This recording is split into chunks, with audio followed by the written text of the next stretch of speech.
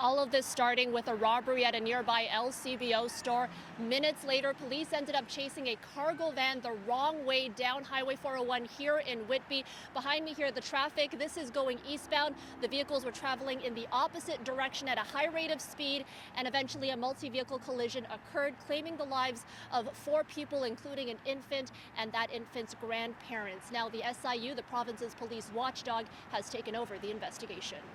Dramatic video capturing the incident Monday night. A van speeds down the highway in the opposite direction of traffic as a police cruiser follows in pursuit while other vehicles and transport trucks whiz by. The Special Investigations Unit says it all started at this LCBO in Bowmanville when an off-duty police officer notified Durham Regional Police of a robbery. Officers made their way to the scene and located a vehicle of interest, a cargo van. Officers followed the cargo van through numerous streets in Durham region as the vehicle drove erratic. Just going to the grocery store with my oldest daughter, and a U-Haul van came extremely fast through the intersection, almost clipped the car. I don't know how it didn't clip a car in the intersection. Had to be doing well over 120 kilometers an hour, and dozens of cops following him. Headed to the 401, and that's the last I saw of him, but it seemed to cause a bit of a ruckus. The SIU says the cargo van then entered the 401 at Stevenson Road, traveling westbound in the eastbound lanes. Moments later, a crash involving at least 6 vehicles, including this transport truck with major front-end damage. An occupant of that cargo van was pronounced dead on the scene. In another vehicle, 2 grandparents, 55 and 60 years old, and their infant grandchild also dead. 1 other person was transported to hospital with serious injuries. The entire incident, from the robbery call to the pursuit and the crash, took place in the span of 20 minutes. Concerns are now being raised about proper police protocol when it comes to pursuing a vehicle.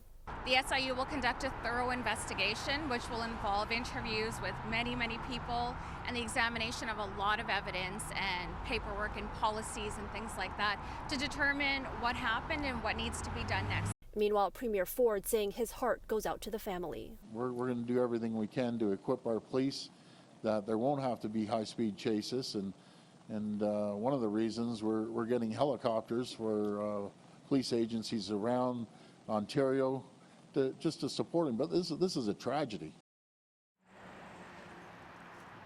And none of the victims have been identified, and there's no further details on that robbery suspect, including the age or gender, and indeed if there were any other occupants in that cargo van. This was quite an extensive scene last night, and there were closures in place for more than 12 hours. Anyone with information is being asked to contact the Special Investigations Unit. Cynthia.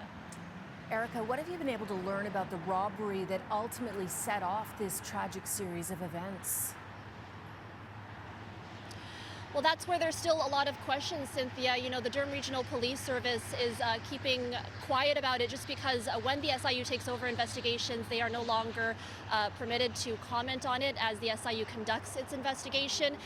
We were told earlier this morning that the police could actually speak about the robbery itself, although the police only just releasing a brief statement saying this incident has had a profound impact on our community and our members, and at this time our thoughts are with those impacted by this tragedy.